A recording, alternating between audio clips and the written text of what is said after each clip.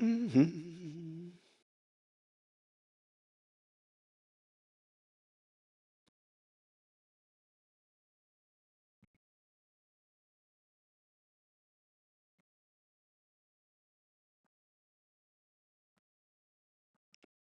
Let me.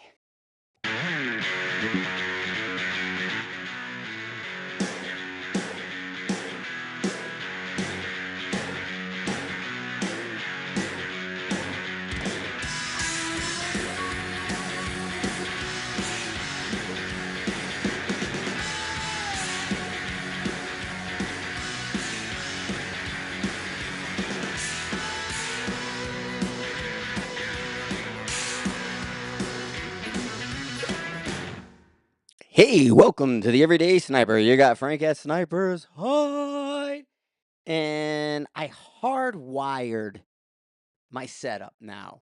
So before I was on the Wi-Fi, on all the different things that they have, and what I did is I went ahead, and the house has Ethernet.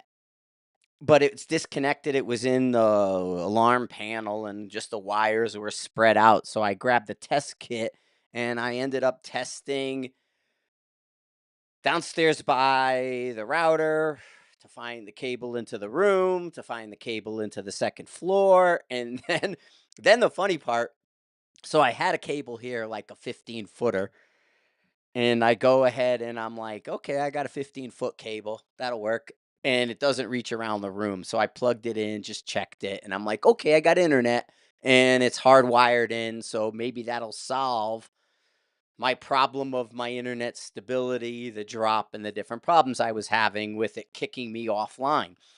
So I was like, "Okay, well, that's good." And found everything, got a new cable. Well, I ordered a 20-footer and a 50-footer. The 20-footer is 5 feet short to do it right. The 50-footer is 25 feet too long. So I did the 20-footer and I cut a corner behind the door so you really can't see it. So I kind of come out of because the cable's over there. The Ethernet port is on the other side of the room. So I came out, I went around the door and I was going to frame the door and then come behind the doorway into the desk. And it's 5 feet short, so I'm on an angle, so when the door is closed, you don't see it. But, hey, if you guys are listening to the Everyday Sniper podcast, we're on the Podbean, we're on Apple, and those different areas. Put up last week, and especially YouTube guys. I haven't talked to the YouTube guys because I was getting knocked off. But, what do you call it? I was, uh, did an interview with Paul Craddock from Craddock Precision. As many of you guys know, I'm getting ready to do a 6 arc project. Been talking about that. I got the parts are coming in. I'm just waiting on the barrels for my terminus from Bug Holes right now. But I have the terminus, I have my Matterhorn, they're mounted up behind me. I have my first 6 arc upper that I'm looking at. And then I talked with Paul Craddock. Like I said, awesome interview. First interview with Paul. We talked Valkyrie. We talked the 6 arc. We talked some of his philosophy on getting the gas guns to work, right? You know, to make sure that looks good and all that. So yeah, we're doing all that stuff and just got it posted up on the hide, posted up on the Podbean. I haven't checked. Okay, all my notifications are there, so I'm just gonna go for it. But yeah, so the 6 arc project is moving forward. Other than I called it Windy Wednesday. I went to the range on Monday and it was or yesterday, I went to the range and it was 25 miles an hour winds. And I was like, "Oh, man." So I couldn't get a whole lot done, on the range with the wind like that. It was just 15, 25 miles per hour. And so then, I, turned around and Chris was out there today doing a class for some NRL hunter guys, had 3 or 4 NRL hunter, and it was like, "Whoa, what's the wind doing?" and he says 25 to 36 miles an hour. So I kind of picked a couple good days to get, to do the computer, to do the work, to kind of come in and see how all this is going to work. And so far, it looks like it's working. I hasn't dropped my Twitter or anything like that. So I'm psyched. Let me see. Hey, all. And yeah, so I'm back to my eCam. The one thing I can say with this system, if I go straight through the sniper's hide and don't simulcast it, it works very well. So I don't have any problem. So for the guys who do jump to sniper's hide, thehidetv.com, yeah, you can go in there and it'll work out pretty well. Evening, got guys online saying hi to everybody. But yeah, so the high TV stuff is working very good. Updates went through, everything went well. We were out traveling. I ended up we went to Martinsville NASCAR race, right? So I was away 2 weeks ago, last week. But we had a couple trips. We did Cameo. I didn't talk to either YouTube or X about my Cameo, and I'll bring that up in a minute. Great time at Cameo. So 2 weeks ago, I was at Cameo doing their Ultimate Hunter Challenge. They had their invitation competition, 50, 60 of us there. Some industry people, very interesting. And like I said, I'll get into that in a minute.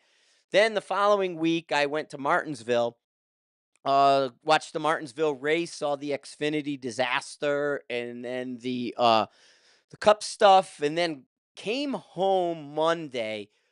Tuesday got very sick, 103 fever. Don't know what I picked up on the road. Ended up having to get some actual medicine to knock it out of me. And it took till Saturday to get that cold out of, knocked out of me. I was pretty damn miserable for, those 4 days or so, 4 or 5 days coming back from Martinsville. And so then everything started coming in, started putting the projects together. And it's like, cool, home, feeling better this week, jumped out. And the wind, like I said, the wind in that 25, 35 miles an hour out on the front range just made it a tough to do anything video, a tough to do anything positive out there. Although I have the Detroit Gunworks barreled action in 313 in the house. Pictures are up, different things are around. But I shot show fine. Wandering around shot show, kind of down in the far corner where LaRue is cut across. He's on that back wall and you're coming across that wall and then it does another notch. Well, in the he's on the right notch, sort of on the left notch. I ran into Detroit Gunworks and saw they were offering their own action, 3 lug action. I really like their action, double ejectors, 3 lug, short throw, really nice. And then you go look, they're offering premium barreled actions for like 2500 dollars, 2450 in there. Depending on the barrel, you can adjust depending on your options and your just so talked to them after shot, got together with the Detroit guys and ordered up a barreled action in 6.5 Creedmoor to put together, put through their paces, and bring a little attention to the Detroit Gunworks. Small little shop, liked everything I saw. And rifle came in, or barreled action came in, and I have a ATX chassis, brand new AI, Accuracy International ATX chassis here. Put those two guys together, made them up. Super easy, right? I mean, this is the beauty of 2025. I can get a custom barreled action. Now, do I need them to do a stock gunsmith bedding? Maybe, but in this case, no. I can Lego gun it. I don't have to worry about that in any way, shape, or form. So I think that's kind of neat. And it's it was able to drop in, mounted up suppressor, put my Able on it, threaded 5/8 24, everything, dropped it in the chassis, go out to the range. Like I said, I got 15 to 25-mile-an-hour winds. I go down range, right? I'm like, doo, doo, doo, doo, doo. I put my target down, and my target's got a plate on it, the target stand, right? I have some that actually in the ground, but if you think, did I use that one? No, I used one on the ground, but it had a plate on it. So I'm like, okay, got a plate. I'm good. No worries. And I turn around, I go back, I don't even look, right? I get on the plate and I go, where'd my target go? And it's on the ground, of course. Lucky I got a sandbag. Go back down, and immediately, like, so the wind was so bad, I should back up. So the target's there, it falls down, the whole thing. So there's a plate at 200. I said, let me throw a pop at 200 and see what it does. I did the first one, kind of a bore sight, rather than, because it's not a folding AICS, so I can't look down the bore. I can't pull the bolt and look past the chassis. Stock, or the butt plate is in the way. I can't fold it out of the way. So I go in, and I said, I'm gonna pop a shot at 200. Throw the first shot down range. It goes under the plate. I dial it right up to 2. I go, okay, I'm gonna go to 2 mils. I look from the ground to the center of the plates 2. I just dialed 2. Dialed 2 mils on it. I hit second round just off to the right. Pull the cap off, and there's .5 on the gun. I'm like, oh, okay. Dial it off. Take the .5 on the scope that I had mounted. I had a Night Force. I put on a Attacker 5 to 25 and a Seekins. So I just popped that on, popped it up, and .5 was in there. Take it out, fire. It's on the line at 200 in the center. I'm like, good. What more do I need? Right? Done. And I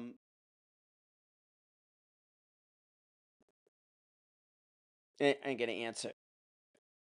So I go do that and take .5 off the gun, go to the 100, and it's right there in the X ring of my 3-inch shooting C. It's like right, I mean, I don't have to really do anything. It's just below, it's a 10th low. But it's like I fired some like 3, 4 rounds in the wind and in all that, but it stacked them. I was like, oh shit, this guy's stacking. But again, it was windy and crazy. And then at that point, Chris kind of came and we were screwing around a little bit. So I didn't want to invest a lot of time, because trying to make something work in that wind is really, really hard. You know what I mean? It's like trying to make it work in this heavy, heavy wind is like so tough. And so I was just like, nah, I'm good.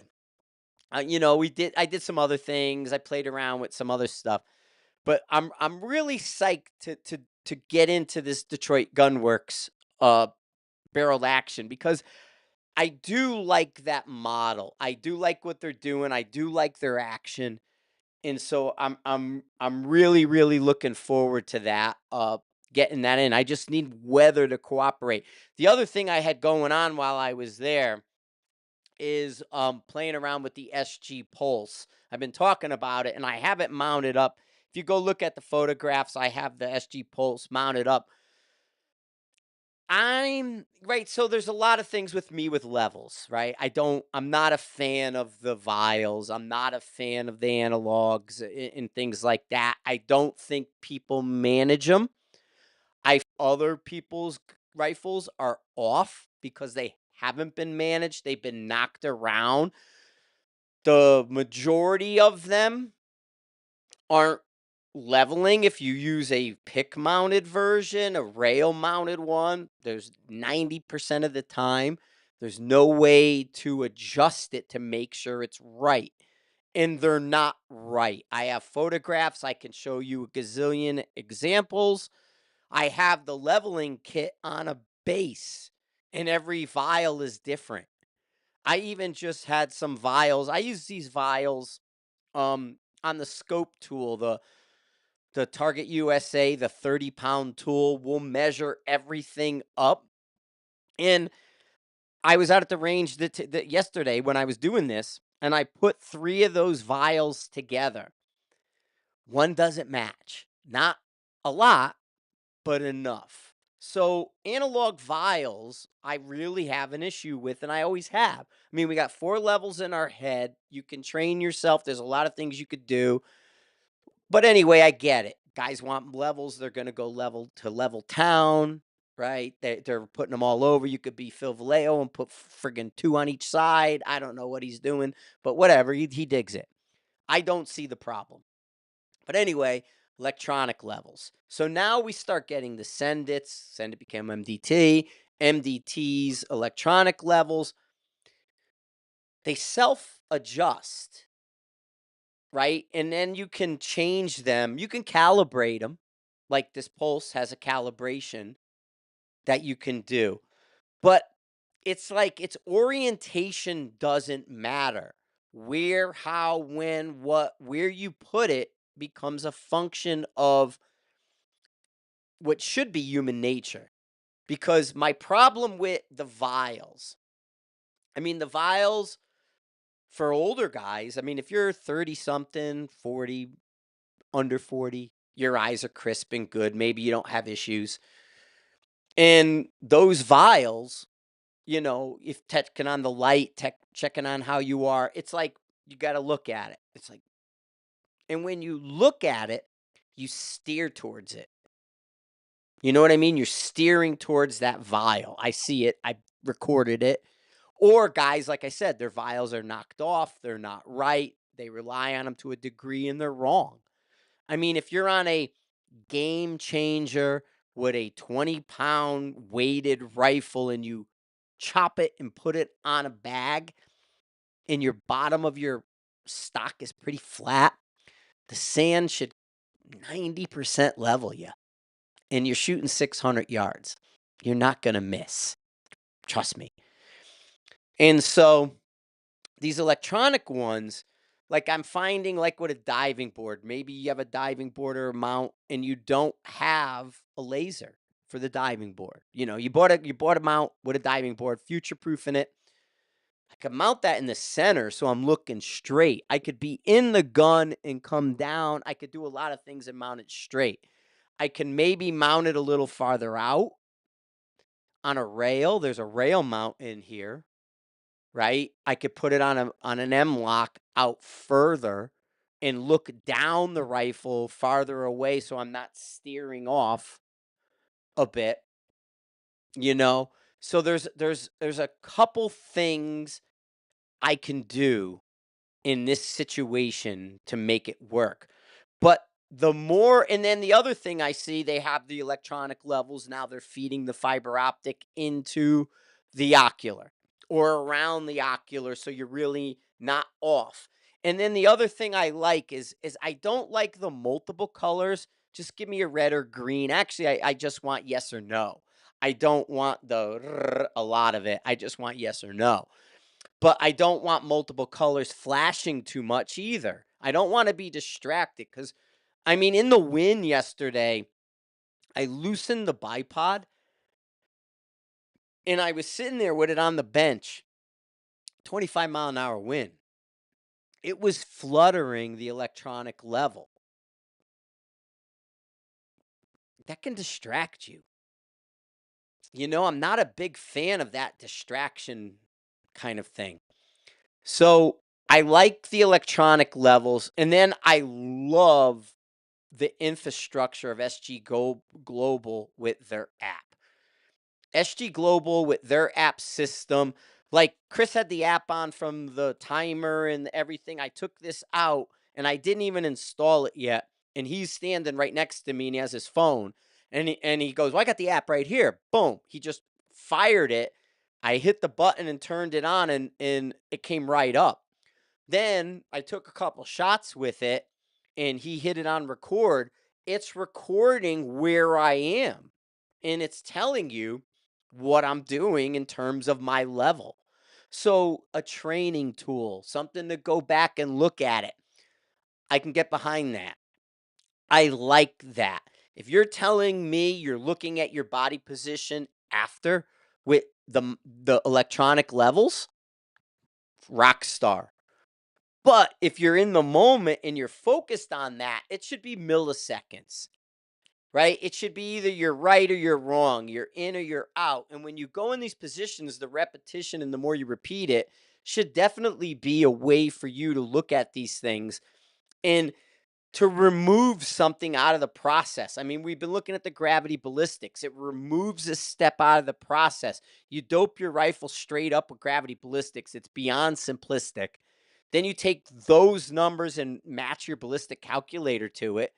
You're done. You're not feeding your ballistic calculator, then truing it later. You're just gravity ballistics, true data in your calculator. Done. And so the idea that we could build in these electronics that are Bluetooth to our phone, that are recording, that are timing us, that are doing all these things, and have them all communicate, I think is a really, really big deal. And I like that all of our electronics are beginning to communicate with each other and tell us what's going on with our shooting. Because unless you film it, unless you have somebody there, and unless there's a way for you to go back and look. I mean, yeah, there's target analysis and different things, but you're never going to be able to see what you're doing unless you're able to see what you're doing. When you're in the moment, when you're behind the rifle, when your head's in the scope, you're not seeing any of it. You don't know you slapped the trigger. You don't know your booger ficker flicked off, right? You don't know you're rotating your head and pushing the rifle and pulling the bolt and slowly canting from shot to shot until it becomes noticeable, and then you reset, because that's what a lot of people do. Depending on the position, depending on where they are, bipod, right? How tensioned, how tight is your bipod? Because if it's loose and it moves a lot, head, bolt, right, right, right, right. You're always going to push yourself right. And we see this stuff. I'll get there. So somebody's asking me about quantum, AB's quantum. I have it. I loaded my stuff into it for my watch, but I just kind of did it and left. I didn't play around with quantum that much. I liked it. It was very it was a little, I want to say, a little quicker, a little accurate. I enjoyed the interface with it. I'm I'm a reborn AB fan with gravity ballistics. I like applied ballistics in the infrastructure now that I can use my gravity ballistics and feed it that way. I don't want to go through his processes. I don't want to do things the way they do it. I want to do it my way. My way's better. And they've admitted that without telling you, but my way's better. And so if I can take my gravity ballistics with true data and then do my 600, 1,000, and get my ballistic calculator trued up that way, it's a much easier. It works better traveling. I don't have to, like, the other stuff doesn't quite work when you travel. You have to retrue it. And if I do it in the middle and bridge it my way, balance, because I do BC and muzzle velocity. I don't just do the muzzle velocity in the Cal DSFs and stuff. I don't do those. I adjust my muzzle velocity at 600 to line that up. I adjust my BC at 1,000 to line that up. Then I'm done. And so to me, that works with these types of ballistics better. And so I'm a born again AB fan, and I like the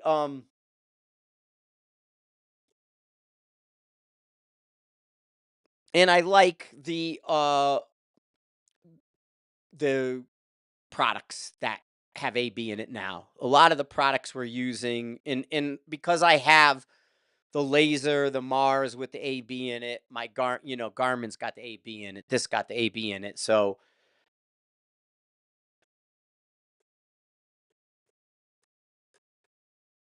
in rare. So I was just saying, everybody, I only use applied ballist or G7. I'll use G7 more with applied ballistics than I normally would. If you gave me somebody else's other software, I'm probably not using G7. Applied ballistics, I tend to use G7 because he favors G7. We'll just put it that way. His system likes you to use G7. I use G1 though because I'm hacking his system. And I know G1 numbers. I can memorize them. I know where they are. I know where I'm falling. I don't know his G7 numbers as well. And I know I'm going to true my BC anyway. So I don't have a problem using a G1 number and just being close. G7, I find because they're a smaller number and the way it runs, they're tighter numbers, I guess is a better way of putting it. So the smaller variations in G7 to me will throw you off more. So I could use G1. I can hack it and true it. It works 100% at distance, and I don't have a problem. So I don't subscribe to 100% of his model, but I do like quantum and I do like the infrastructure today. So I don't have any problem with that. But if I have time and I'm home, cuz I'll generally speaking set up my software, my profiles ahead of time, or even here at the house or on I don't have my watch on, but like the Garmin, I just did it for Cameo, and I'll go into that in a minute. Um, so what I'll do is I'll say, like Cameo, I was getting ready to do my 6.5 PRC, and they're having the competition. So at first, I was setting up my laser, my watch, and my Kestrel. So come to find out, the Cameo Ultimate Hunter match, you can't use a rifle mounted laser. So I took that off. So then I still was setting up my Kestrel and my Garmin for the 6.5 PRC. And originally, what had happened was I had bought a bunch of 6.5 PRC from Chris Roberts, CR2 Supply Cage. They have some of the best prices on Norma. And he had Norma in stock 143 grain 6.5 PRC. And it's generally almost $10 a box less, maybe eight. But I was buying that. So anyway, I was getting down to like one case left. Not even. I was like a little low. And I was getting ready to do the Cameo Ultimate Hunter Challenge, and I'm going to shoot my Terminus Apollo Light 6.5 PRC Bartland carbon fiber. And I called him and I said, "Hey, I need some 143 Norma." And he's like, "Oh, I don't have any here.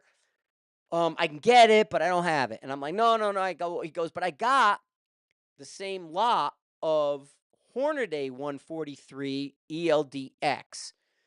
And I know it's good because some guys bought it and ordered it, and this was left for Night Force's ELR match. So they were shooting the 6.5 PRC Hornady, and this lot kind of metered out well."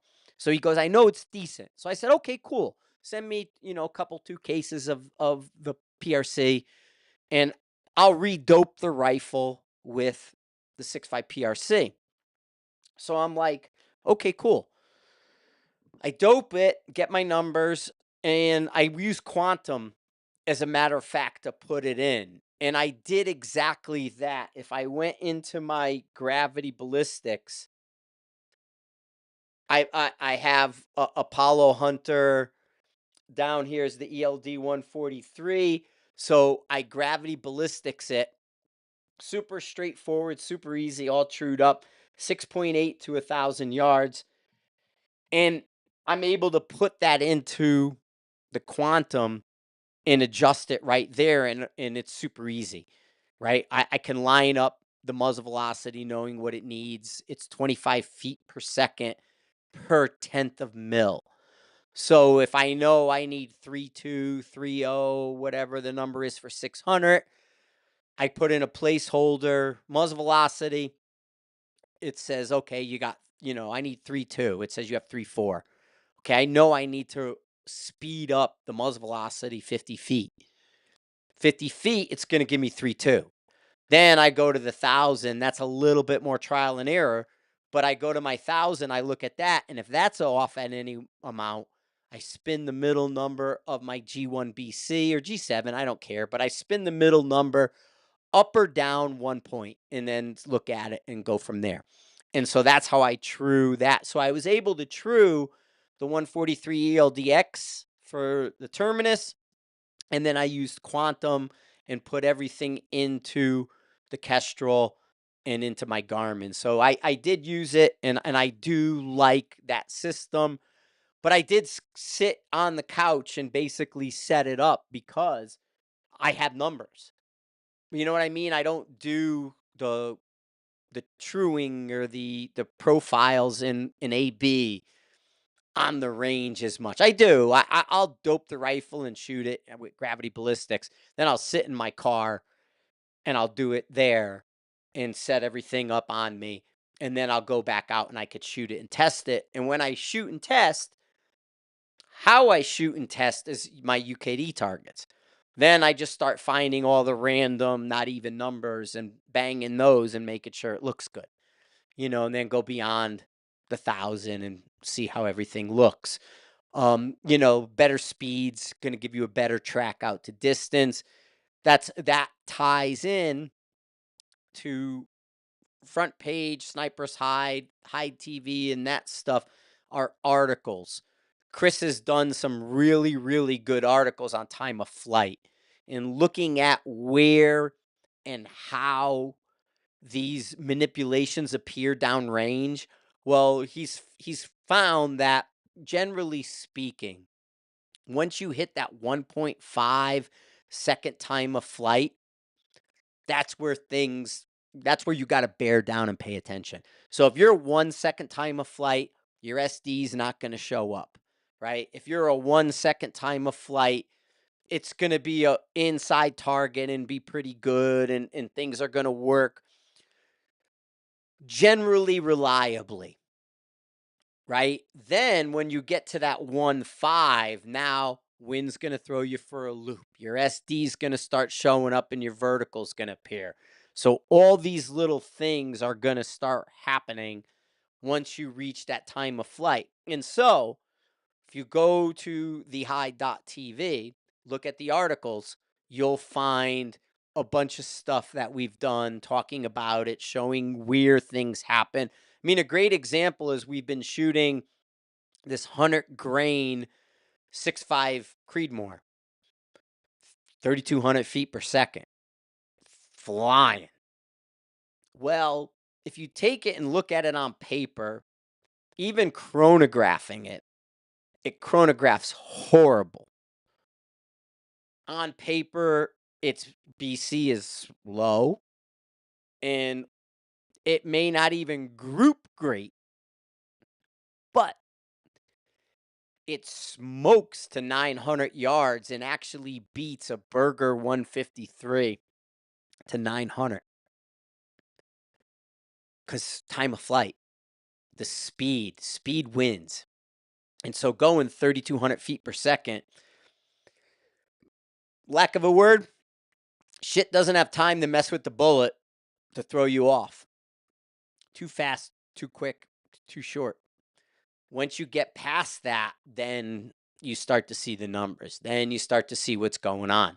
And so that's kind of where we've been going with these different things. We've been, experimenting when we can, going out and testing this stuff, looking at, the different causes and effects with your cartridge, with your rifle, and then how software can predict that, right? The question becomes is how well does your software predict it? So that's one of those things that we generally look at when it comes to the testing and the experimentations we do.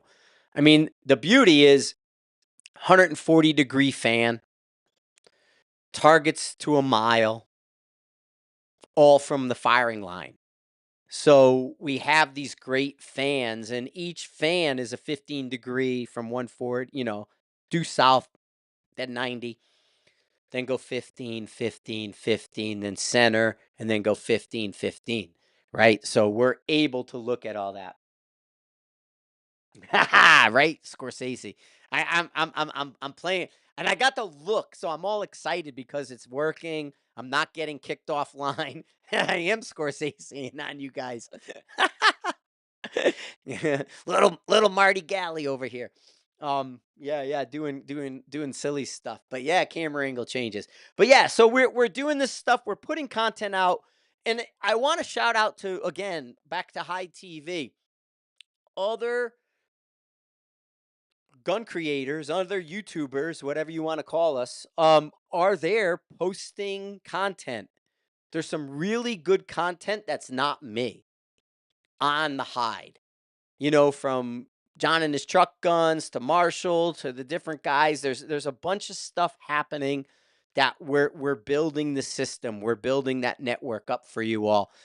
And yeah, I'm super psyched about that, and that's why I was so, like, with this live stuff and having a platform that I could, I build the room, get all this behind me, and make it look pretty, and like I said, being able to Scorsese this stuff and be like, "Hey, I see ya. Look at that right there," and I can, and even makes it look good, right? It's got an edgy look to it. This is just the laptop camera, and it's got that edgy kind of look. I mean, I'm a little I kind of should lean it a little bit. There we go. But yeah, I mean, it's all here, it's all doing that. And I set all this stuff and I'm buying, you know, next I could buy the most expensive or I could buy stuff pretty good, and I'm buying stuff pretty good, and then it's like your connection fails. And it drives me crazy. I'm like, "Why? I got like 1200 megabyte at this place." And so finally hardwiring it in and that. So I'm excited to get the new content, to bring everything to you guys, show you what we got going on. If I wasn't on YouTube, I'd grab the Terminus right here. Although there's no bolt and barrel in it. Who knows what they would do, but I don't want to get kicked off of X in YouTube. Otherwise, if you go on the hide, I have been showing it. And then for sure we got the Starlink working and going live at the range. I like it a lot, but it's kind of just background because you're I'm not necessarily doing something like this talking directly to you. It's more like, "Hey, we got all this stuff and look what we're doing. I'm at the range." And then I go shoot and then nobody's talking to you. And so if you just want to see me, but we are going to be bringing, as I build the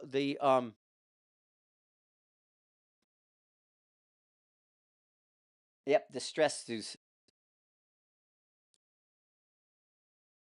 I could probably just post a picture. Hang on. I could probably bring the picture up. Video file, Scrish. I could probably share my screen. And if I pick this up and do it this way, I can maybe, let's do this. I'm going to share my screen and show it to you. Bum, bum. I'll show you a couple. Okay, here we go. If I do this and then boop, allow. There you go. There's the Terminus Zeus for everybody. And it's the distressed in the Matterhorn. And so I could do it this way with a photograph and show you guys. There's no bolt and barrel in it. I have Bartland barrels coming, being spun up from bug holes. I did a 20-inch because it's a 6 arc and I want to see numbers, and I did a 24.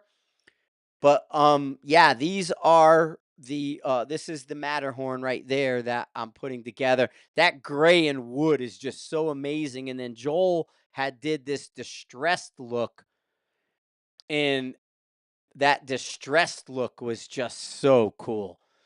And when I got it, it was like I was just gonna put it in my JP, and I got a gray JP here. Yeah, weathered. And I got the JP, and I'm like, I'm gonna throw it in my JP, pair it to the Valkyrie, and blah blah blah. And when I got it, I was like, man, this Zeus is so nice. And I went on Zermatt's website and I'm like, Matterhorn. The Matterhorn is just a beautiful stock. I mean, it is so well made, so solid, has every feature. I got a 90 and a swept grip. So I got to take a look at the 90 and the swept grip to see how that goes. But yeah, I mean, it's totally nice. And I'm getting ready to nice. So still got that chest thing from 20-inch 308. He's calling it an old man get off my lawn gun. I got 20-inch 308. Don't make me pull it out. Dan, I did a lot with an 18-inch 308. The Gladius is an 18-inch 308, which George did a Gladius too. Are you kidding me? I mean, I get taking advantage of a good thing, but how are you doing a Gladius when I'm the fucking Gladius? I get it, Chris Kyle bought it and made it famous, but the Gladius was mine. And now there's a Gladius part 2? That's just insane. It probably is just a way to get me off the fucking patent thing or whatever, but it made no sense to me. I'm like, what? Why would you make a like make another rifle just like it and name it something else? I mean, you can make a 18-inch 308 with or whatever and use your action and do a different stock and call it, you know, the sword of George, and nobody would know any different. And why would a Gladius 2 who has no relationship to anybody be a thing? I don't know. I just find that.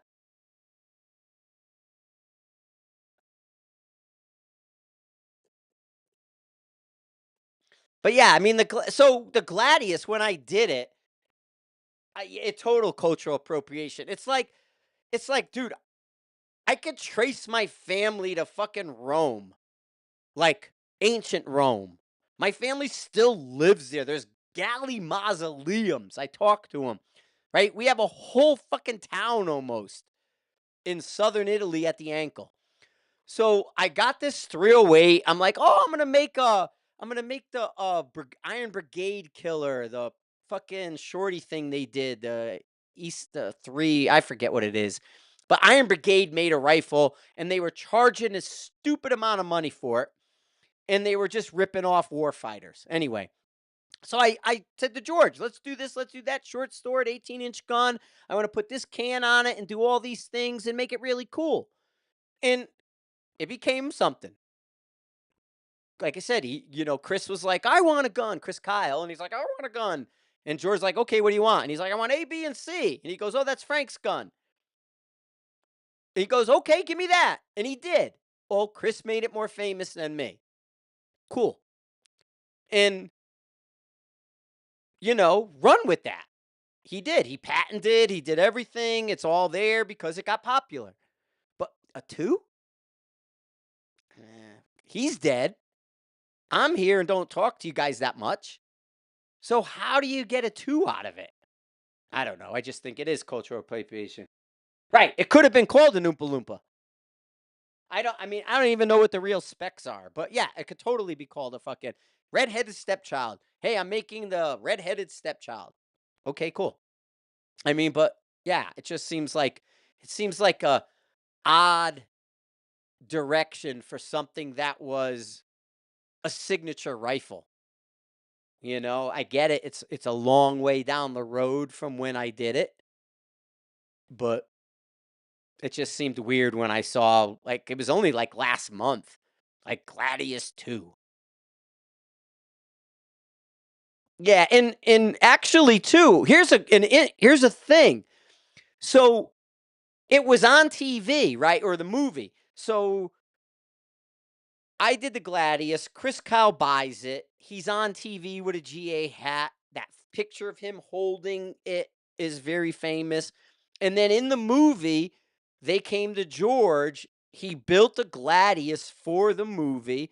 It's in the scene with the veterans that he's helping at the range. That's the Gladius. And so he patented it.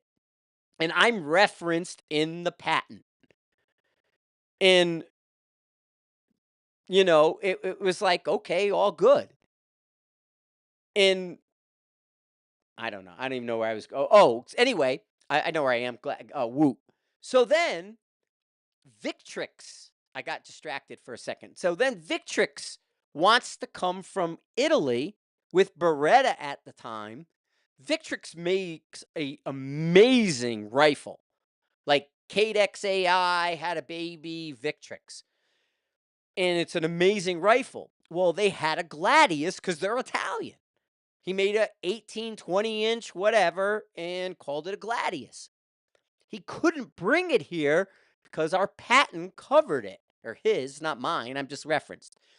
And so, like, they were a little upset for a while. Like, we can't bring this gun in. We're fucking Italian. And so, yeah, it was the Victrix had a Gladius, and that got denied import to the US because of the name. They had to change it. So there you go. I mean, and yeah, there's, you know, going back in the industry, who's the short Italian guy in the gun industry? It's like it makes sense I did a short sword. I wasn't doing sabers and this and different names. I did Italian name. I was even looking at other stuff too, because there's other tools they use that were short, and I was gonna kind of go down the road that way.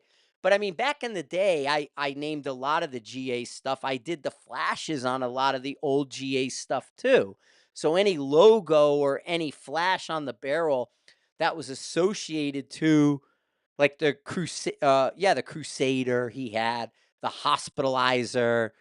I did those little logos that he used because I was the guy he can call up and go, "Hey, make me a thing for this and send it to me." And then they would burn it into the barrel and make their piece for it. And so, yeah, it was weird, but yeah, I don't get it. It is. I like Woot's stuff. That stuff looks good. Kind of reminds me of that Matterhorn. Or how do they say that name? Wooks? Wooks? I don't even know how they pronounce it. Wax? It's like box, wax. I don't know what two O's and an X. I don't know. I don't know how to. I don't know how to verbalize two O's and an X. What is it? I don't know. That's crazy. But yeah, so I don't know. So that's where I was with that. That's kind of the things that struck me. But anyway, I want to talk because again, new crowd. I hadn't been on with the YouTube or the X people, and it's actually working because now I'm hardwired in and I don't have this wireless interference crap happening. But anyway, um, Cameo. So I had mentioned I did the 6.5 PRC. I went to Cameo. They had the Ultimate Hunter Challenge. Ultimate Hunter Challenge for that day. It was a 1-day match, 10 stages, all blind stages. And what you do is it was all walking to they drove you from like 1 to 10 and then 10 to 1, but from 2 to 8 you walked, or 8 to 2 you walked. And so you had to carry everything. They limited a lot. Okay, your weights. I had to go in and make sure everything was good. You can't bring a tripod. You can't bring a game changer, a pack, a sling, and a rifle. That's it. And they looked at your pack to make sure you weren't doing something like sticking game changers in it and then to trying to use the game changer as part of the pack, you know? So go to Cameo, go up there, get to see everybody. I'm in actually a 3-gun squad. I got a lot of 3-gun guys in my squad. I got handgun guys in my squad. Really good dudes. You'd have to go back. I had Nils in there. I had Bob Cruz. And then Morrow, who had just broke his back, which guy was hard as nails. So I had a lot of 3-gun guys in my squad, which was fun. And then Chris was in with me, and then I did it. So go up, And how this works is is your blind stage, you're going to move about anywhere from 10 to 20 yards to the gate. Then from the gate, you have anywhere from 5 to 10 yards to your shooting positions. And shooting positions are roped off areas that you have to be 100% in the roped off areas. In fact, if anybody ever knows, like, I'm short, Bob Cruz is super tall, way too tall, no oxygen up there. Anyway, Bob, super tall, in one stage, he had a foot out because he was longer than where he was and his foot hung out, and that's like a no score. But anyway, uh, very good rule enforcement. You have to read the rules. There's a lot of stuff. You have to start from a neutral position. In fact, I had gotten a 20-point penalty. I like they did point penalties rather than like tax you penalty. So they let you shoot, but you got a point penalty. And so I had one bipod leg was down and got a point penalty because I wasn't neutral with my bipod, you know? And so stuff like that. But anyway, go up and you have 3 targets. First target's within 200 yards, second target's within 350, fourth target's within 500, or third target. Uh 200, 350, 500, 3 targets. And there's pins in the ground. When you come up, there's a red, white, and blue pin, and you shoot from that order. Red is the close, white medium, blue's far. And it's hits and time to move on. You got to hit to move on, and then your time. And there's creative kind of scoring in there with misses, and you'd get like missing a plate is like a 66%. Like your first shot miss is like a 66% point drop. So if I go to shoot the far target and don't set my position and miss it, that's like 66% less to hit the second round, which their enforcement, the way they manage it is very good. And so, like I said, you got to look at the rules. It's very straightforward. It's not a gear race by any means.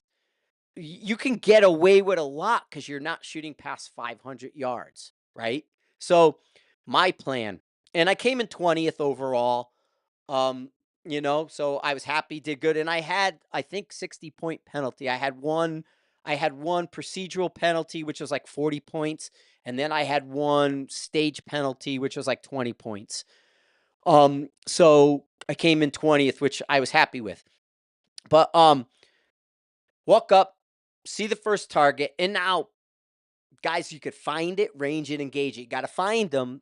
Find the blue, like the red pin. It's going to point to a placard, and then a diamond target somewhere around the placard. Find that, engage it, and it's hit, move on. And you want first round hits in the clock and the whole thing. Anyway, boom, hit. My strategy, and it worked 100%. I wanted to eliminate steps for this game. So I know within 200, and it's a hunting comp. Next one's within 350. So I look 6.5, 6.5 PRC, looking at my data. I'm going to put 0.5 on the gun. Come up to my stage, 0.5. Wander up. First target held a little low, shot, impact. Second target held a little high, shot, impact. Third target, I just dialed to 2. I didn't range it. I didn't do nothing. I just went 2 and held and hit him. Now the wind got me as I came around, and if you look, people are talking about it. Like 6, 7, and 8 kind of went around the other way and were out on an edge, and so there was wind there. I had 9 and 10 in the morning, so I didn't get that wind. That would have crept up in the afternoon. But everything else is 90% or 80 in a wind shadow. It's down low. There's a couple up, but a majority of them were down low. A couple of the far ones were up where the wind would get them. But yeah, cleaned a bunch of stages, did well, came in, but the efficiency of 2.5 200-yard dope on the gun, low. high, 2, hit. Worked out fantastic. And, yeah, Wooks. Oh, it's Wooks. Okay, I was just looking over. So, yeah, so anyway, um, it was one of those deals where it actually worked out perfect for me, that my data was right on, everything was good, and diamond targets are fucking pain in the ass, right? So I missed a first round on a few of them doing that, where on a diamond, if I ranged it, yeah, I would have had probably a better number and maybe centered much because that diamond can bite you. But majority speaking, it was my position that bit me. Like one of them, it was like bang, bang. And then there was a tree there. It's like, it's a tree. I'm just going to stand on the tree. Bang, bang, no problem. Go on the tree. Throw the rifle on the tree. I was like, oh shit. I'm moving all over the place. This sucks. And I pop around. Fuck, I missed. And it's like, that's a big hit. So you end up getting point hits and stuff like that. But yeah, I mean, I think everything worked out well. Our plan worked out well. Once I had my wind, all that, I measured it and numbers worked out, but I did half mil on the gun, shot the targets within 350 with that. And then I put 2 mils on the gun and shot the far target, and everything worked out great. So yeah, super happy, super psyched, and um, thrilled all this is going on like that, and getting out and doing stuff. Like I said, other than my weather here with this crazy winds, 25, 30 miles an hour, um, we're out and we're trying to knock it out. And the other thing I did, because I want to talk about like the mental side of things a little bit. I had a plan originally to go to Cameo. It's a 1-day match. It's an invitational. I don't have that competitive bug like I used to. I can care. Like I'm more into the methods and procedures and how you're carrying and doing things than like how did you do that is more of an interest to me than me doing that for a score. The competitive bug is kind of juiced out of me. But I'm interested in everything else. Like the score is the least of my worry, but everything else I'm into. And so I'm really focused on paying a lot of attention to the methods and processes of these type of events. And it kind of gets my juices flowing. What are you carrying? How are you carrying it? Cuz again, people are carrying too much stuff. I carried a Kafaru E&E pack. It was a tiny cube, right? It's probably this big. And in it, I had 4 boxes of ammo. I wasn't sure because it's like you could shoot as much, and for all I know, I was gonna fall apart. But I put 4 boxes in, and I put like my jacket and some water, and that was it. I had nothing else. I had something to drink, and that I had my ammo, and then my clothes, and everything else. I had one rear bag in there, kind of because you can carry a rear bag, but I never really used it. I used the pack. And with the bag in the bottom and it's so small and my clothes there, it gave the bottom of the bag that move. But a rear bag's legal. It wasn't a game changer in my pack. And so, Thong Thursday, Schlong Thong Thursday, Freak Out Friday. I'm gonna wear like crazy shit tassels for Freaky Friday. I'll do tassels for you guys. But yeah, so sorry, I'm reading some of the comments. I haven't read your X comments, anybody. I'm on the YouTube. People are connected. The X comments don't really connect in my piece here. But yeah, so I enjoy the format. I enjoy the straightforward. I love find it, range it, engage it. That's the purest form of going out there and shooting it. A blind stage, find it, range it, engage it. Nothing is better than that. Okay, nothing. And so I'm a big fan of that kind of stuff. And yeah, that's where I'm at with the Cameo, and I enjoyed it. We went out there, Walt, they had their ceremony, had food, a lot of, like I said, 50, 60 people somewhere in there. It was invitation only, so it wasn't huge, big call. But I like the format.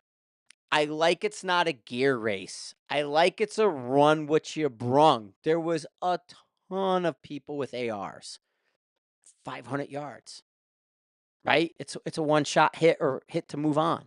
It's a really, really simple, easy thing. And it I came in 20th. It's not that easy. You know what I mean? It's still, like I said, a wiggle on the diamond on the farthest plate, one miss, that's a 66% drop, in your points. And so they've thought it out. The rules were enforced and everything made sense. It wasn't contrived. They didn't try to squeeze you into a box. Like one stage, it was funny. So, like, I came around the corner of the blind stage because they got big boulders and stuff so you don't see. And the two things, two of them. I came around the corner with one. In the first, there was like, because some of them are multiple, like 1 by, 2 by, 3 by. A 1 by means the rope is around one area. You go into that one area. You might have a rock, a tree, the ground, and everything, right? But then there's like a 2 by. You have to shoot this plate from here and then this plate from here. Then there's a 3 by, plate from here, plate from here, plate from here. Well, I come up to a 3 by and come around the corner, and the rope is just in the middle of like flat ground, like your carpet. Like, oh, right here? And he's like, yeah. And then it was off a little, but it was like a weird position for your plate. So probably, I mean, prone might work, but you'd probably have to do something with your bipod. But I'm walking by and I stood in the circle. I dropped to kneeling. It's a 200-yard target. I just dropped to my knee, had my arms straight. Everything was lined up correctly. Fired a shot and hit it and moved on. So I was in quicker. I didn't go prone, which I could have, probably, but I just dropped to a kneeling. It's like, oh, there's an animal right there, or there's the target right there. On a knee, arm up, boop, impact. Then I moved over. Another one, which was cool, had no clue. And even this was the best part too. I come up, I come around the corner, I come over a rock, and that's like you got to shoot like over the top. And I put the rifle down and I look at the plate and it moved. And I went, oh, it's a mover. I went, oh, that's a mover. And the guy, the RO is like laughing. He's like, oh, yeah, it's a mover, dude. And I was like, oh, mover, cool. Boom, hit the mover. Well, then I'm done and I'm off to my finished area and the squad's coming and then we'll move as a squad. And I'm watching the next guy and my next shooter comes up and he goes, oh, it's a mover. He did the exact same thing as me. And so, yeah, I found that refreshing. I had no clue there was a mover. And I know Cameo like the back of my hand. I didn't realize we had circled around to where the mover was. I hadn't paid attention to that degree because it moved quick. It's like a not even 3 minute stage, I think. 180. 3 minute, 180. 180-minute par time, 3 minute stage. So a minute per target, really. And with movement. So it didn't go it went fast, but it didn't go so fast. You know what I mean? You still were able to absorb, you still were able to build the position and do what you have to. And you kind of wanted to build a position, which in hindsight, I would use more time. But yeah, I thought that was super neat and a lot of fun. And then the other thing that was for me. So I don't do comps anymore like that. I bounce in even my local comp, and I've mentioned this a lot online. That I'll go to my local comp, I'll experiment and test something, and then I leave. It's like, shoot, I'll shoot till after lunch, and then I go home, and I never really finish. There's a couple times I finish, but like 90% of my local match attendance, I didn't do every stage. I go home. But so I'm not a comp guy and I get nerves and do all the thing. Well, just because you're by yourself, it's you move up from your staging area, that 10 yards to the gate. Then the RO goes you, then you move basically alone to shoot. I sing. So I was singing to myself, and I was just "Na-na-na," going through and singing my song, and, when I didn't realize because the ears I didn't have powered ears on. My ear like, my Sordens are dead, but I still use them because 'cause they're jelly and they work, but they don't they, they don't they don't work, so I don't have my Sordens on. And so I'm basically singing out loud, not realizing I'm singing out loud. And the RO goes to me, he goes, "Hey, that's a really good strategy to kind of keep yourself calm. You were moving through." I'm like, "Yeah, I'm just doing a song. I'm Hudson Hawking it." Bruce Willis and Hudson Hawk, they're like, "Oh, we got to go rob this place. How long is it going to take?" 3 minutes and 30 seconds. Oh, that's, Wishing on a Star. And he sings the song that's 3 minutes and 30 seconds long. So if you do it in time, you got a timer. And so I was singing my song and shooting my stage, and I didn't realize I was singing it out loud a little more than I thought. Yeah, yeah, but I was singing. I don't know what I was singing, but I was singing something that was in my head. Could have been anything, but it wasn't a nursery rhyme. It was actually just a normal song. But I found it really worked for me. I was mellow. I didn't care. It was like, oh, okay. Even like in the rotation, it's like I'm gonna go first. I'm like, yeah, I'm fine. I don't really care about it. Plus, I was doing okay, so I was good with it. But yeah, it was a goof that I was singing along and doing the songs and stuff. It was like, "Hey." But yeah, there we are, that's where I was. So I did the Cameo event. Then, like I said, we went to Martinsville and watched the Martinsville race. That was fun. Had sky deck and up top, and so that was really good watching that stuff. Had great seats for Martinsville, and then we're actually going to Kansas in July, or not July, May. We're going to Kansas, and then in June we're going to Iowa to go see the race in Iowa. But yeah, I was supposed to go this weekend. Other than I got that cold, I had a plane ticket to go to Tom Fuller's to Armageddon Gear, and I had that 103 fever. Like Wednesday, I was dying, and Thursday morning I was supposed to go to Georgia for the start of the international sniper comp. Armageddon Gear has a picnic and all the teams come, and I went last year. And so I was going to go there a day early and dope a bunch of the rifles and help Tom set up because he does in at the picnic he does 5 stages for the international teams and gives them like GA precision rifles and that he has. And so I was going to dope the rifles with the ammo and help him out. And then I was like, Wednesday, I said, Tom, man, I'm dying. I can't make it. And he's like, oh, so, and I really I was so bad. And I didn't get better till Monday, probably. I had to get, like I said, I had to get meds and take care of that. But yeah, it's been a busy couple days, and I just wish this friggin' wind here would work in my favor a little better.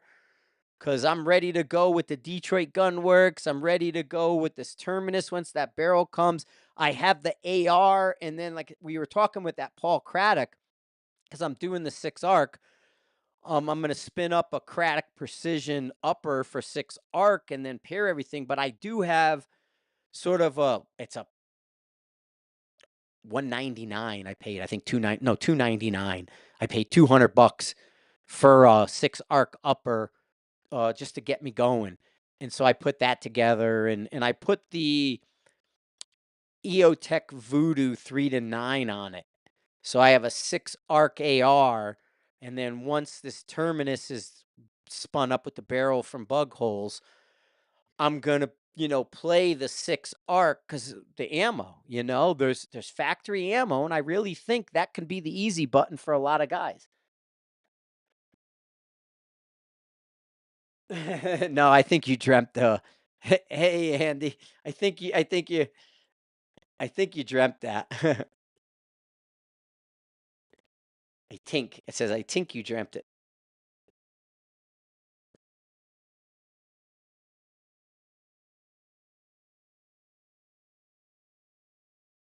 I think that was a yeah, there we go. No, I didn't do a Menards.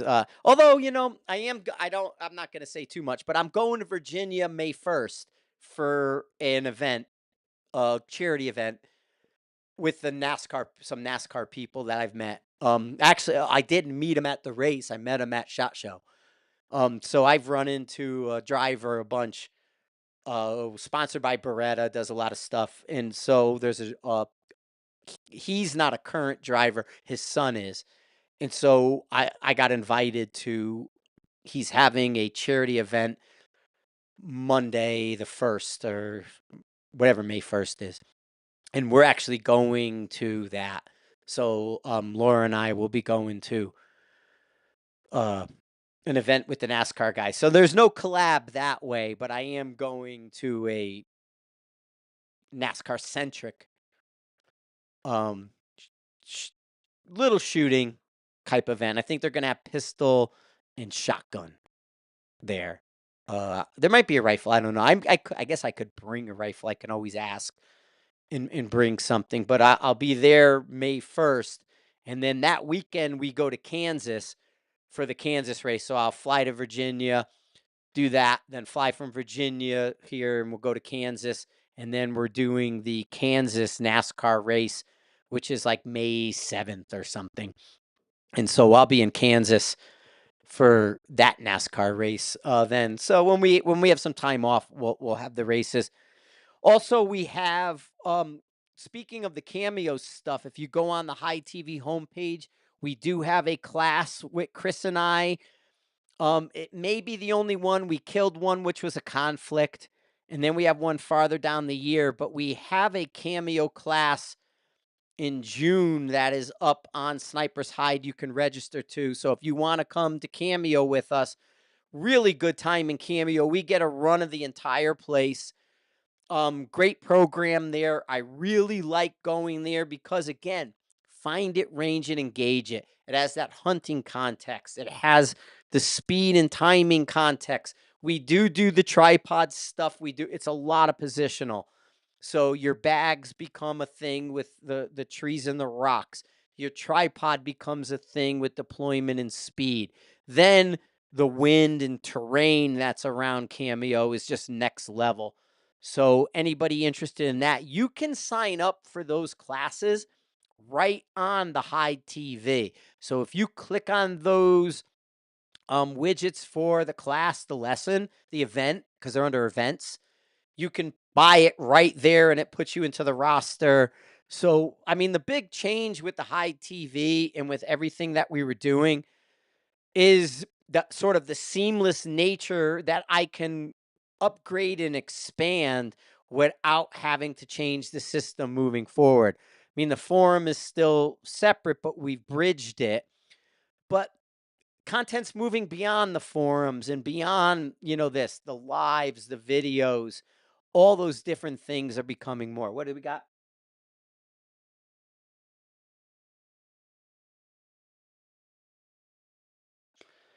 Yeah, I mean, a solid is always going to do really well, and a solid and a semi. I mean, granted, a semi is weird because you can deform the bullet a bit, but the solid. A question came up, so I'll answer a question here.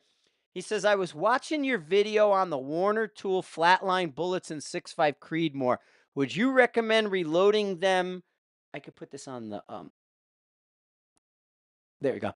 Would you recommend reloading them for planning to take an LMT to a mile? Yeah, absolutely.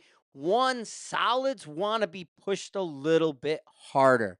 So you want to look at that with a gas gun.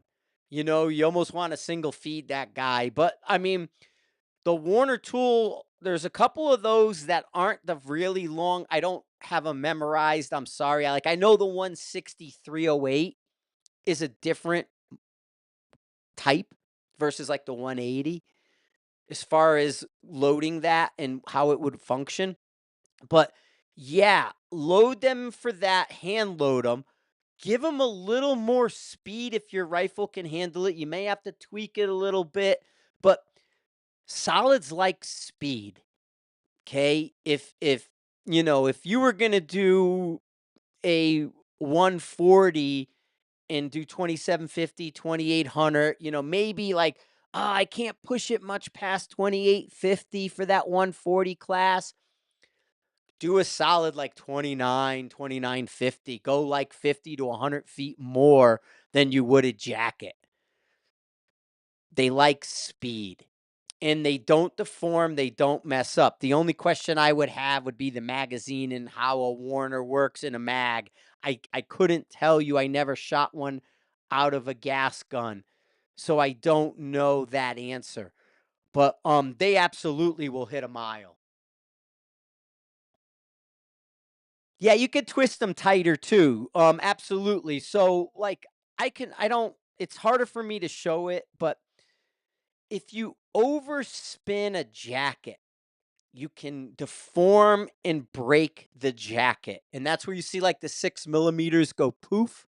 I could put a video up and show you one. But the 6 millimeters will go poof, right? You shoot them. I have video of the 6.5 PRC with the Hornady. They were exploding at like 75 yards. So overspinning, doing something to a jacketed bullet's jacket can break it. You don't have that problem with solids. So, like, I don't like an 8 twist 308 because to me, you get flyers. It doesn't really work great. But an 8 twist 308 with a solid will work. Like, I'm a 10 twist with a 308. Maybe you can convince me a 9 and something, but I'm a 10 twist guy. However, there's a lot of 8s out there. And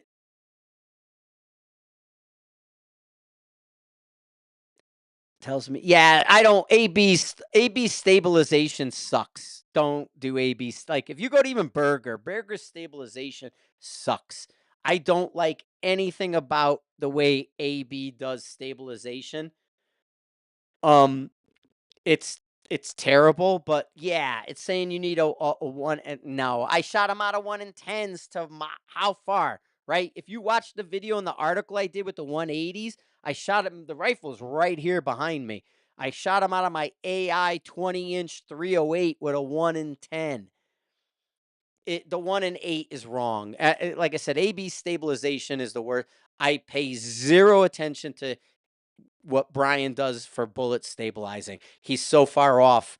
Um, I wouldn't give it any credence. And I do the gain twists, I do the solids, I do all the stuff.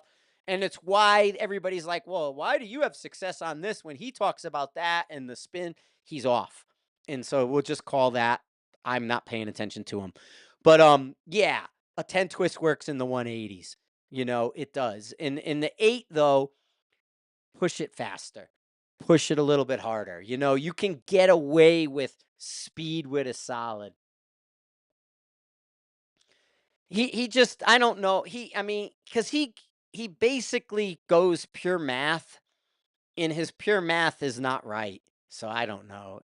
And he does weird stuff when he shoots too. He subloads. Yeah, exactly. And honestly, I'll tell you a story. I'll tell you guys a AB story with Warner since they're asking about Warner.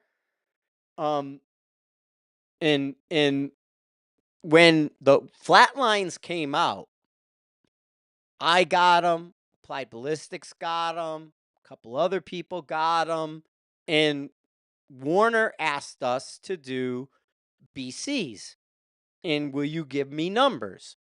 So I mapped my entire range out to 1,500 yards. I lasered from where I shot. I waterlined every target so I could measure. And then I did my process. When I had gathered all my data, I used Patagonia Ballistics in some of his tools. He has Patagonia Ballistics well before Brian had the big AB suite. I don't know what he calls it. The $200 program, the desktop. Before he had that, Patagonia had a desktop with many of the same tools in it that Brian has in his desktop now, but before. Anyway, so I mapped my Warner hits. I did everything that I did, and I came up with a BC. Well, I presented that to Dan and everybody at Warner. Well, then he called me up and he goes, "Hey, I have a problem." And I'm like, "Okay, what's up?" And he goes, "I gave these bullets to you and these guys, and then I gave these bullets to Brian." I said, "Okay." And he says, "Brian's 12% different than the rest of you. Less." I said, "Ooh, right?" If 12%, Brian was 12% different with the Warner tools. I was like, "Okay." And he says, "You were just at Hornaday with Dave Emery before Dave left." And I said, "Yeah." And he goes, "They got Doppler and everything over there." I said, "Yeah, I shot on it." And he's like, "Yep." And he goes, "Will you ask Dave if they'll shoot our bullets over their Doppler and give me a number?" I'm like, "Sure." I don't know. I don't have a problem. I don't know what his answer will be, but I can ask. He's like, "That's all we want is just an ask." So I called Dave Emery up, and I called Hornaday, and he says, "Well, we work for Hornaday," and I'm like, "Yeah." He goes, if they do, not me, if they do A, B, and C, and let us put these in our library, we can come to an arrangement." I said, "Okay, I'll ask him." So I called Dan back. I said, "Dan, his requirements are A, B, and C. And then they want the bullets in the library." He says, "No problem." I said, "Okay, here's Dave's number. Here's Dan's number. You guys go do your thing." They shot the bullets over Hornaday's Doppler. I was within 1%. That's all I'm going to say. I was within 1%. I did it manually. I did it here. I did it my way. I was within 1%. That's why I'm like one of the only people, even going back in time, who's ever argued with Brian like that, because I feel there's some errors that are made. But I'm like I said early on, I'm an AB fan now. I like it. I can hack it. I could do all that. And so, yeah, that 12%, right? But we ran them over Doppler. So the number now that's on the thing came from Hornaday's Doppler. So that was the story on how that happened. You know what I mean? They were shot over Doppler after at Hornaday and confirmed with the group, but a group of us had it, and there was an 11. It was 12%. There was a 12% error. What they said versus what we did, and so that's kind of how that went. But yeah, that's where that story of the Warner tools came.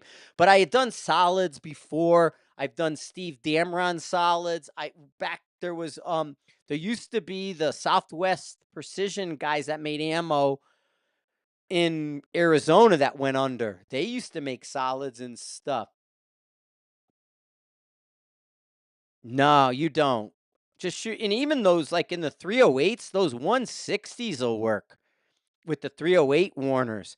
Those 160s will travel better than the 180s, and those 160s will do it as well. But I shot them out of my AI that's right here in the room. It's a 20-inch 308. I did everything on that rifle. It was a Bartlett, you know, 10 twist, and I did everything I did with Warner with a 10 twist, and I had perfect success. I never had an issue even at distance, and I shot them far. I even took them to a mile plus, I believe. And they aren't like a 6.5. I don't remember. I'm sorry, I don't remember the 6.5 Creed bullet designs with the Warners, and I don't know if they were all pointy or not. I thought he had like a pointy, not pointy kind of version, like really long and then a little shorter. But in the 6.5, maybe not. It's been a minute since I've done it, but Yeah, but that's where I saw there was a couple other question in here. Let me see if I can find it. If I saw. No, that was it. Okay, cool. Yeah, man. So I kind of been on an hour and a half with you guys talking and got to go have dinner and all that. But yeah, appreciate everybody. I'll stay on for another 5 minutes and do an hour and a half live with you guys. But I appreciate everybody on. A lot of eyeballs, a lot of stuff. Head over to the High TV, throw some questions at me, even in the accounts if you want to DM me somewhere and throw any of these things. We can topics, different things. Now that I know this hard wire is working and finally solve, I'm gonna knock on wood and I'm not gonna say it in, but it I'm pretty sure I'm still on X. And as long as X didn't drop, I'm a happy camper. YouTube's been pretty solid for me. X and Facebook have been dropping me off the lives, and I feel this internet hardwire. Like I said, the house had Ethernet, and I got the modem is downstairs. The modem is actually underneath me, and the Ethernet wasn't hooked up. It was in my alarm panel, and the wires were just dead end. And so I got a tester, and I found the wire, plugged it into the back of the Ethernet port, brought it up to this computer and ran it around the room today. It was funny. I got a 20-foot Ethernet to cut because it's on the other side, and I got a 50-footer. The 50-footer was 25 feet too long, and the 20 is 5 feet too short. So, like right here, I'm cutting a corner on the way. Like I kind of tapped it up, but it's funny because I cut the corner bit. It's behind the door. You won't see it. But I got good internet now, so I'm happy because even I was talking to the program that does the video, like the switcher you guys are talking about. So I was talking to this guy, and I had texted him. I'm like, "Hey, I'm getting drops," and he's like, "Yeah, Facebook and Twitter do that, and how you doing this, how you doing that," and then I kind of got to. He goes, "Are you wireless?" I said, "I am right now, but I'm solving that problem." And so that kind of is where it ended, and that seems like it may have fixed it, although I thought I fixed that problem once before. Apparently, it didn't. I even kind of like cut out some of the Wi-Fi that's around here because I'm in a housing area. So if you pull up my Wi-Fi, there's like 15 internets you can log into from people. So I didn't know if that blocked something or did anything. But anyway, I'm solved. I'm happy. Nice hour and a half catching up with everybody. Thank you guys for a great show. Appreciate it. I'm going to thank you all. Thanks for listening. Thanks for sharing. A lot of this content is evergreen. You can find it on Sniper's Hide. Go to thehide.tv to get the video page, and then that can bring you into the forum, into the articles. It's giving you thumbnails of everything going on at Sniper's Hide. So sort of check in thehide.tv is the easy answer. And so I'll be bringing you more of this, and we'll do it more often than I know I'm working. I got that guy working, that guy working. So I'm a happy camper. Thanks for sharing. Yep. And the Emmy goes too. But I appreciate you guys. Thanks so much. We are out of here.